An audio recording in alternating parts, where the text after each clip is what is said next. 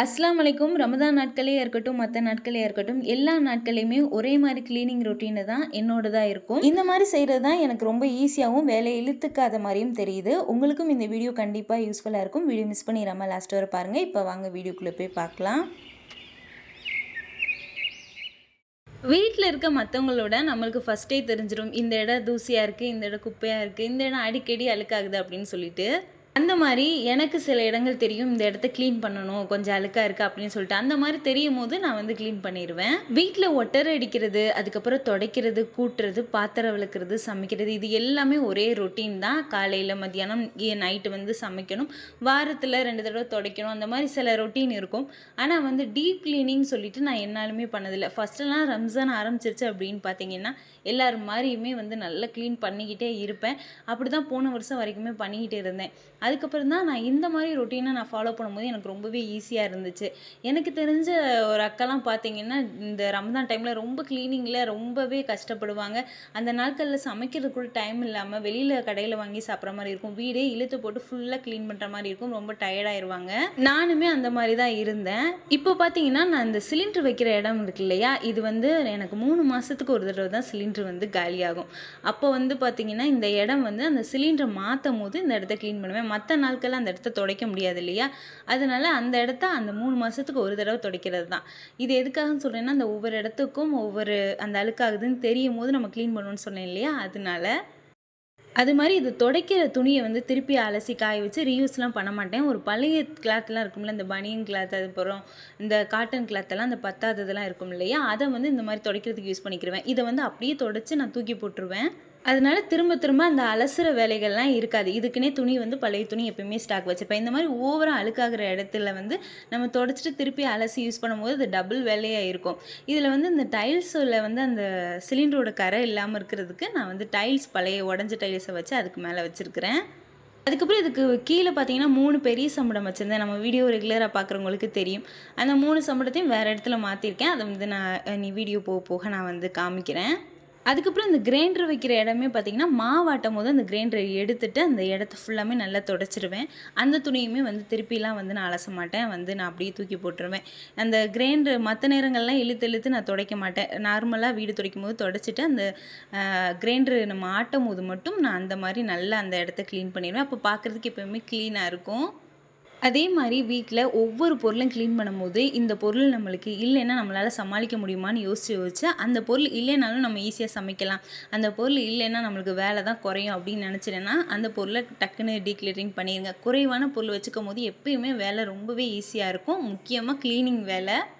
அந்த மாதிரி பாத்திரங்களை எல்லாத்தையுமே குறைச்சதுக்கு பின்னாடி இந்த செல்ஃபில் நிறையவே இடம் கிடச்சிச்சு. அதனால தான் இந்த 3 சம்படத்தையும் இந்த செல்ஃப்லேயே நான் வச்சுட்டேன்.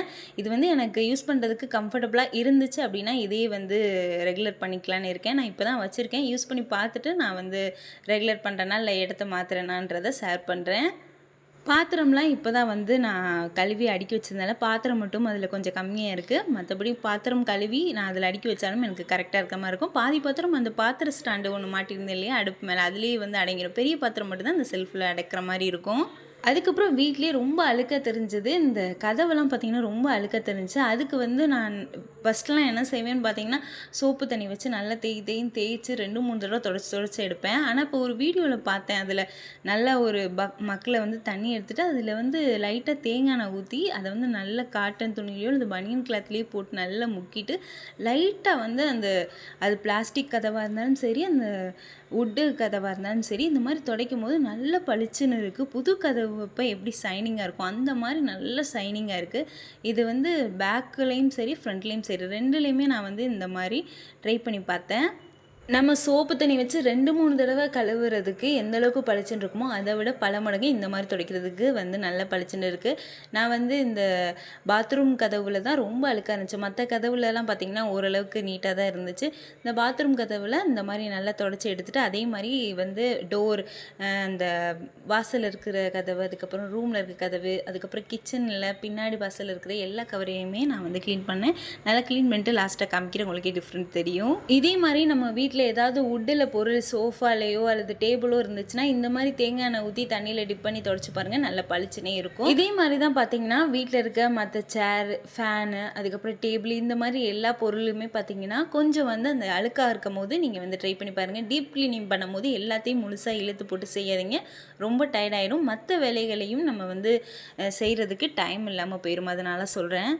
அதில் பார்த்தீங்கன்னா மேட்டு துவைக்கிறது, அதுக்கப்புறம் இந்த பெட்ஷீட்டு, அதுக்கப்புறம் தலைவாணி உரை இதெல்லாம் துவைக்கிறதுக்குன்னு வாரத்தில் ஒரு நாள் வந்து செலவு பண்ணிக்கோங்க. அந்த நாளில் வந்து துணி துவைக்காத மாதிரி பார்த்துக்கங்க.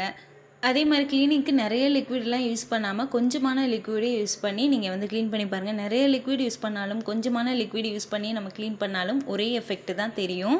இந்த க்ளீனிங்குன்னு வரும்போது பார்த்தீங்கன்னா, இந்த ரமதான் டைமில் க்ளீன் பண்ணும்போது ஒரு பெரிய சந்தோஷம் கிடைக்கும். எல்லாத்தையுமே வந்து நம்ம இழுத்து போட்டு வேலை செய்யும்போது. ஆனால் கொஞ்சம் யோசித்து பார்த்தோம் அப்படின்னா, நம்ம இதையே வந்து கொஞ்சம் ஸ்மார்ட்டாக வந்து யோசித்து நம்ம வந்து அதையே வந்து ஈஸியாக பண்ணலாம். அந்த க்ளீன் பண்ணுறதுன்னு பார்த்தீங்கன்னா, எல்லாருக்குமே அந்த டைம் கிடைக்காது. வேலைக்கு போகிறவங்க, குழந்தைங்க வச்சுக்கிறவங்கன்னு நிறைய பேர் இருப்பாங்க. அதனால கொஞ்சம் யோசித்து அந்த க்ளீனிங்கை வந்து கொஞ்சம் பிரித்து நம்ம பண்ணலாம். டெய்லியுமே ஒரு கொஞ்சம் நேரம் நம்ம பார்க்கும்போது அந்த இடம் அழுக்காக இருந்துச்சு அப்படின்னா க்ளீன் பண்ணுங்கள். டெய்லியும் செய்கிற ரொட்டீனில் அந்த க்ளீனிங் வேலையை ஒவ்வொன்றா நீங்கள் பிரித்து பார்த்துக்கங்க.